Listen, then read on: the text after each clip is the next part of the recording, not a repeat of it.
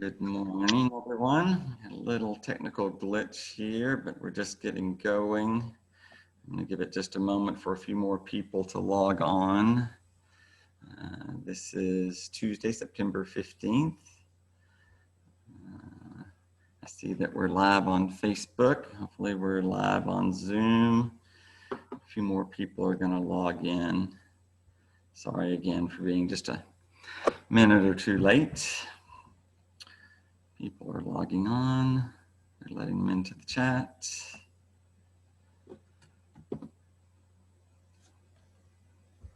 Hopefully a few more will join. This is our update. We're now giving every other week, so twice a month we're giving an update on the state of the market of the Houston real estate. I'm Bill Baldwin. I'm the broker and owner of Boulevard Realty, and we're glad that you're listening live or watching via Zoom or watching this later in the comfort of your own home or office. So in just a minute, I'll get started. We have a lot of information, a lot of data that we're going to talk about today. It can be a little overwhelming. Of course, you can rewatch this on Facebook or via Zoom. It'll be available on our website shortly after the program. And if you want a copy of these slides, we just created them ourselves based on the information, but feel free to email us at marketing@yourblvd.com or office@yourblvd.com, and we'll be happy to get you the information. So. Francis, we're up and going everywhere.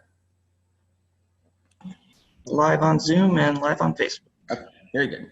I'm going to go ahead and get started. Like I say, this is information based mostly on the end of August, where we're at in real estate in Houston, Texas, regarding state of the market for September 15th. So, and really, every indication was positive. I don't know how to make it as simple as possible, that I just don't know how residential real estate can get any better in 2020.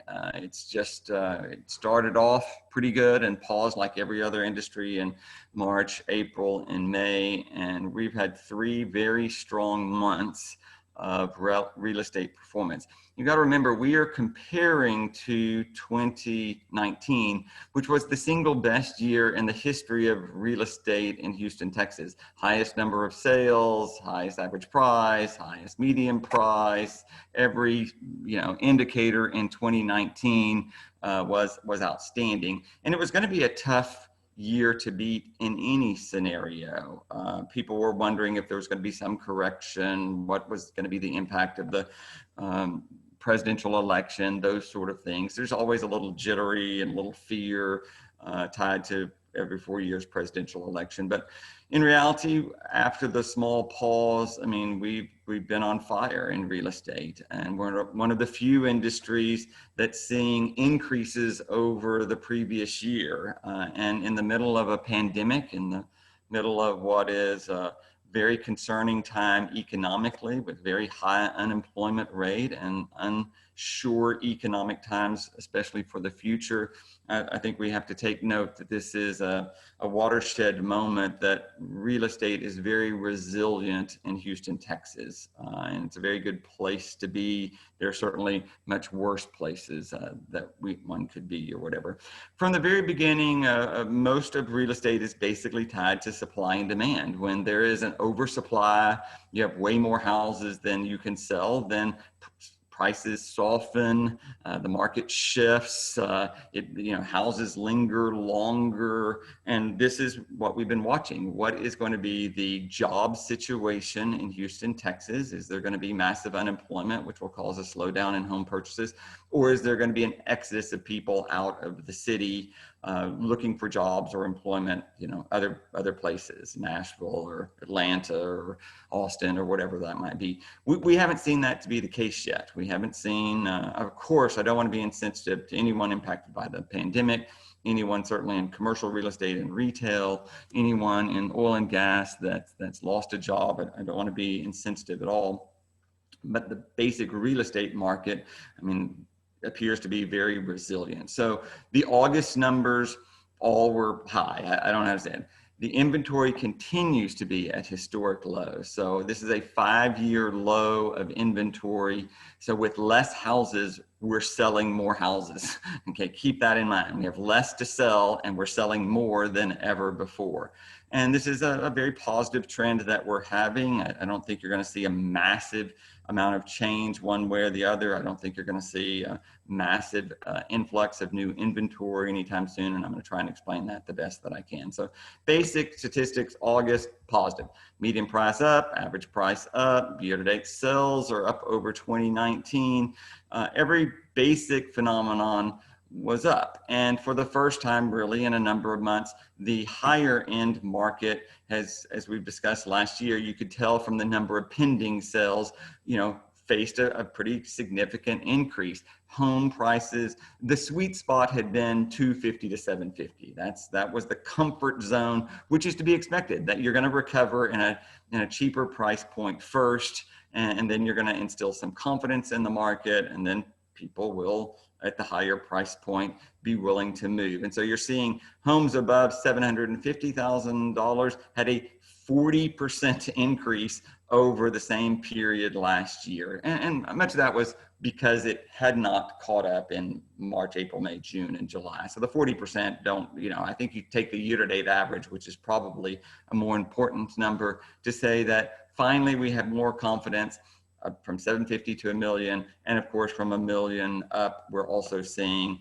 a certain amount of increase, which is, good for the market or whatever. We want some confidence at the higher end market. So I just have these statistics up because I think if you're very interested, ask for the slides or whatever. I'm not going to delve on them too much, but not only are prices up, inventory down, sales are up, but days on the market continue to be reduced. And the amount of inventory really is the story. Fewer and fewer houses on the market, plenty of people in the market to buy a house, maintains, what is basically a balanced market. If you're a buyer, especially in the 450 to 750 range, you don't think it's that balanced. It's probably a little more of a seller's market. It's certainly, and we want to be cautious, not the time for a seller to be cocky, not the time to push the envelope.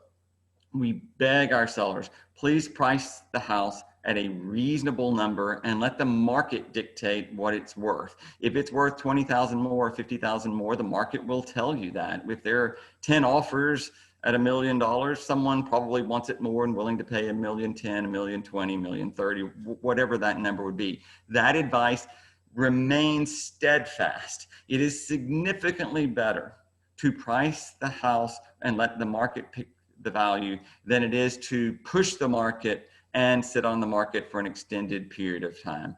These buyers today are very savvy. They are paying attention to HAR.com and a number of other websites, 10 times a day. They have it bookmarked and they're watching everything that happens or whatever. And while they're willing to buy a house, they're probably not willing to significantly overpay. They're willing to pay what the market's willing to yield there. So number of good highlights there in August that I think will continue. If you just look at the general month of August or whatever, single family houses, which we tend to focus on, and we can get into townhouses or multifamily.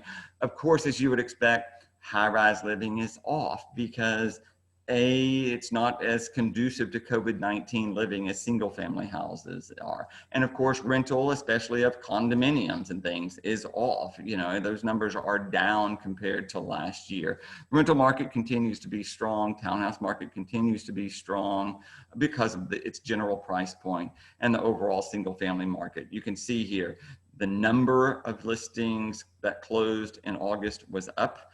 The total dollar amount was up, the average price was up, the median price was up, the average price per square foot was up. Days on the market down, which is good for sellers or whatever. The number, overall, all of the numbers, and same thing, the number of new listings that came into the market in this August compared to last August is down 7%. And the total number of active listings, pay attention, total number of active listings that came onto the market is down. I mean, the number of inventory is down significantly, and that's what you want to look at. New construction, which has been a boom, and we've mentioned this before in previous weeks, new construction is easier to show, it's safer, you don't have to worry about 3 kids homeschooling from home or 2 adults who are Zooming and working from home. So there's a perception that it's safer for COVID-19. It's certainly easier for the realtors to show late at night or with fewer, advance notice for appointments. But so new construction has been doing significantly well, and we're not replenishing the new construction by any means, significantly not replenishing the amount of new construction. If you are a banker listening to this presentation, loan money to someone who wants to invest in a house. If you're an investor, invest in new construction. If you are thinking about, maybe building a new house, build it. If you just don't like it, you can sell it as new construction. It's a very good time to get into the market. For a year from now, we're still going to be short of new construction homes unless there's some mass exodus out of Houston, Texas, which I do not believe that that's going to be the case. You can see, the rentals, more significant decline in some of these things. Rentals would be expected to be off a little bit when interest rates are 2.75. For many people who have an ability, it's cheaper to buy a house than it is to rent a house or rent a high-end condo or townhouse or something of that nature. So we're seeing some issues there. And then when you compare year to date, I mean, this is what I think is even more phenomenon than one particular month, is that for the year 2020, we're up 3%. Like I say, I think most industries would love to be up 3%. Dollar volume is up, average price is up, median price is up, every indicator, again, don't know how to say it. You're saying the exact same thing over and over and over again. Average price up, pending listings, the number of things that are pending compared to 1 year ago are up. The number of total listings is down, which means that, we also we're not replenishing the stock, and the total number continues to be at a significant low there. So, and of course, every price point tending to do significantly better than even a year ago because of the bulk of the sales is relatively to be expected. What's impressive is higher price points appear to be having a higher confidence in the buying market. Many people who've been in the higher price point, wherever that is in the market, $1.6 million in the Heights, $3 million in West U, $5 million in Memorial, sort of thing. You're selling more houses, which is installing a little more confidence there than ever before. I'm not saying it's booming in that market like it is at 250 to 750. I'm saying it's getting better. I'm saying the market conditions are improving for people who wish to sell a house in the higher price point. A, confidence is there. B, you're getting a number of other comps. C, you're not replenishing the inventory at a significant number, although it is still soft in the very highest price points in every marketplace there. Of course, I always advise you, things are all basically local, micro. For me, I compare houses zoned to Travis Elementary only to houses zoned to Travis Elementary, or houses in below 16th Street to different from above 16th Street. So those zoned to Harvard are different from that are zoned to a different elementary school. So you do have to compare those sort of things. But overall, the major areas inside the loop, while not extreme, are still doing just fine. So if you look at area 9 as a total, which is the Greater Heights area, you're selling a few more houses. Inventory is balanced. I don't think it's radical one way or the other. You look at Montrose and that area also. We're comparing to very good years and very good months. So to say that you're selling more houses and you have fewer houses to sell, all a very positive spin. Same thing if we go to the heart of West U or anything, it's the same thing. Selling more houses, not significantly increasing the inventory by any means there. As we look in September, so now we have basically 2 weeks of September data to start evaluating, whatever, same thing. You're not replacing the inventory with new listings. So the number of new listings down, pending listings statistically, I think about the same. Number of houses being replenished that go off the market, insignificant. Number of closings in the Now we're in September. First week of September, you had a 21% increase in the sales versus the first week of September 2019. It's going to give you some indication what the headline's going to be in the 1st of October compared to September. You're trending the same as you were in August. You're not going backwards. You seem to be going even further. It might even be a higher increase in September than it was in August. So the tracking is still good. If the number of closings is up and the number of showings, you're showing 21% more homes the 1st of September than you did in 2020 than you did in 2019. That tells you that there's still a fair amount of buyers, more buyers today than there were 1 year ago today. And then, I mean, if you even just look at the views, people on HAR.com, which is at some point we're going to have HAR fatigue of people who just probably get tired of this sort of thing. But the showings, I mean, views up 56%. I mean, come on. I mean, this is plenty of people who are trying to pay attention to what's going on in the marketplace. Interest rates, every headline is, interest rates to remain low. They're going to be low, unless there's just massive economic opportunity, a thriving economy. I think there's going to be plenty of pessimistic news out there that are saying interest rates should remain low for a period of time. Of course, by law, I'm not allowed to predict that sort of thing, but I'm just telling you, every indication is that the rates will stay low. When they tend to tick up, if they were to jump, which, that takes war or something, usually, a bombing of an oil rig or something, you usually see a surge of activity when there's a ticking up. If the perception is that interest rates are going to remain low, historically low for another year, buyers don't have a necessary incentive to go take action. So, I mean, I just point that out there. When they will start ticking up again, who knows, when that spring of 2021, fall of 2021, you'll see another resurgence of activity of people who have been on the fence, who are going to want to lock in a rate at 2.75 or 3.25 before they go to 3.75 or 4 or something like that. In any scenario, all of these numbers are just historical lows altogether. All that remains to be positive. What's the future look like? If I look at the number of sales, and this is single family sales, and I look at January of 2018, so here's 2018, we had so many houses, we sold so many houses. You go to January of 2019, you had so many houses. January of 2020, you had so many houses. Statistically, we were on track about the same. I don't think they were significant. But you start looking at the inventory that we had in September, October, November of 2018. We had this many houses for sale, 27,000, 26, and then of course people take their house off the market, as we get closer to December. You go to 2019, you say the same thing. All right, in August you had 29,000, 28,000, 27, 26, 23, similar to 2018. That's why you saw a mild increase.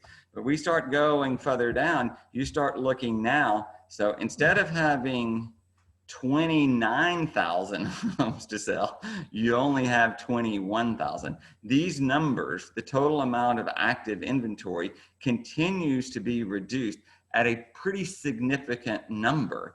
So instead of having 27, 28,000 homes to sell, we only have 20, 21, 22, you're going to keep the same amount of pressure. You're seeing showings up, you're seeing activity on HAR up, you're seeing stable or the lowest interest rates in the history that we've known in our lifetime, and fewer houses means the market is going to be balanced, or slightly in the favor of sellers. So if you're a seller that's been frustrated, your market conditions are getting better. Okay, they're not getting worse, they're getting better. If you're a buyer, they're slightly worse.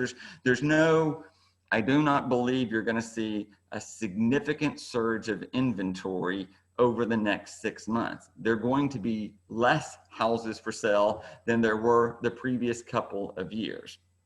Not going to get better in 2 months. It's not going to get better in 4 months. If you want a house, you might as well just jump in now, because the interest rates are low and the prices could go up. I am fearful that the prices go up too much. I am not a huge fan of watching the median price and the average price continue to inch their way up, which make houses unaffordable for working class, for first-time home buyers, for people. I mean, look, $400,000 and $500,000 is a lot of money for a young couple or first-time home buyer to buy. We need to keep housing affordable. We need to keep building housing that is affordable. You know, we need to make it more and more affordable for a number of people. And then at the same time, you know, the higher price point, I just don't see a flood of new construction that's going to displace people. But at the same time, I am certainly well aware of a number of people who are frustrated because their house hasn't sold in the last 4 or 5 months. I mean, I'm sensitive to it. I'm a listing agent. I have those listings and they haven't sold. And I think we have to be realistic. The condition for some of those houses just was not good in March, April, and May. And so the likelihood is that they just were not going to sell. They didn't miss out to some other buyer because there was just no great marketplace for the higher end price point. So you're poised now. If you're not priced right, get priced right. If you have had feedback that said a certain number of things, you know, maybe it's time to make some adjustment. Maybe it's time to, you know, pull it off the market, fluff up the yard, put on some flowers, remove some furniture, maybe update, redo a backsplash, paint something. We're always trying to get people to do that sort of thing. But I would try and take advantage of the market that you're going to have in what is basically the rest of September, October, November, because I think your window is small. And I think it's the opportune time to do something. But people want the new listing. They want something that's relatively fresh on the market. There is certainly a mindset, if no one else has bought it in the last 100 days, I'm not going there either, because they're obviously, the market knows more than I do, and I'm not willing to take that chance. So you're having to adjust to the marketplace, pull it off, do something, make sure you're well priced, get back into the marketplace. I've been a little disappointed with private per seller. I continue to be a big fan of private per seller. I will tell you that 98% of all real estate agents do not even know that it's there and don't look there. Every day I get a phone call from an agent who, you know, wants to know if I have any listings and say, have you seen this one in private per seller? They don't even know how to look for private per seller. So I think, you know, HAR and those of us in the real estate community need to at least promote private per seller more to the real estate industry so they know to look there. I've been a little disappointed with my listings that have been in private per seller. Just maybe I was a pioneer putting them there too soon or whatever. But if you've been in private per seller, it's probably time to get off of private and get back active, get into the marketplace, you know, mid-September, 1st of October, let the market see how it's going to perform. But take every opportunity in the next 6 weeks to put your best foot forward there. So, but I don't see, I mean, if I'm just gauging the headlines, I think they're going to be much the same in October. Not enough inventory for the demand of people that want single family homes with certain amenities that they don't currently have. A bigger yard, a separate study, a place for kids to homeschool, you know, updated. And many people, they just don't have the ability to have 2 kids at home homeschooling and 2 Zoom meetings going on, and then try and meet and have the, you know, tile guy redo the backsplash in the kitchen. It's just, there's a certain amount of chaos that one can handle, and that's probably beyond the reach. It's just easier for some of those people to just buy the house that's already redone. If you're in the marketplace and buying a house, you have a certain confidence level in your own ability to pay for the home. Not that you're not concerned about others, but I mean, I think the people that are buying have more money than time and don't want a project. People who want a project are at Home Depot and Lowe's and visiting with their interior decorator and a remodel, and they're staying put. They're not in the market. They're not one of these millions of people who are on, you know, looking or out looking for houses. They're just really remodeling what they've got. And certainly I can appreciate that. It's an opportune time to do that if you can. But I think the majority of people who are buying a house certainly do not want a project. They certainly want to walk in to a house totally updated, no projects in mind, and just go back to working or whatever it is that they're doing. So I am in a program again tomorrow. Everyone is available don't have to be a real estate agent. I encourage you to sign up and RSVP for this Houston Masterclass, Houston.com.